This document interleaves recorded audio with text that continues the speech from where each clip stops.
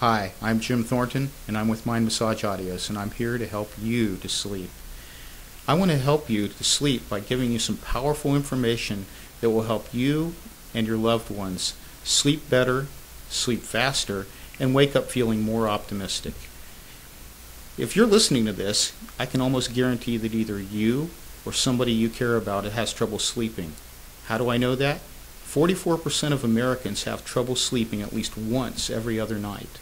So there's a very good chance that I'm talking to somebody who has an issue right now. I'm going to share some things with you now before you even go to bed that will help you to prepare to sleep. The first thing I want to talk about is attitude. Did you know your attitude is one of the most important things that you can do and change to sleep?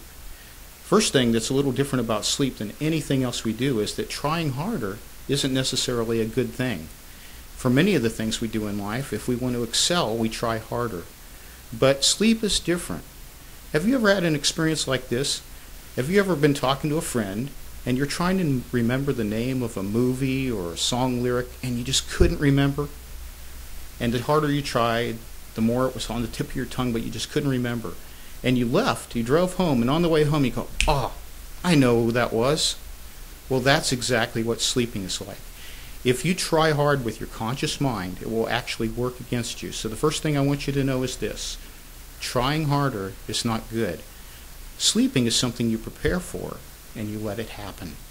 So relax. I'm going to teach you everything you need to know, and you're going to be able to sleep. The second thing that you can do before you even go to bed to help yourself is to prepare your environment. And by your environment, I mean the things around you and your physical body. Now, I'm not going to go through everything that I could go through to teach you to do that, because you can go to the library and get books on this. You can go on the internet. But I'm going to just read over a couple of things really quickly that you might want to do a checklist and say, hey, can I do anything better in this area? First of all, it's recommended you keep a regular sleep schedule. The next thing you might want to consider is, do you sleep enough to stay rested in the first place?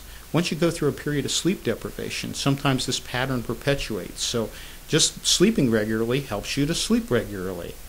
Next, don't take naps during the day. You take a nap in the daytime, it's going to be hard to sleep at night. Next, don't watch TV, especially those suspense things, right before you go to bed, or listen to loud music. Everybody's already told you, don't drink caffeine. You already know this, but I have to remind you.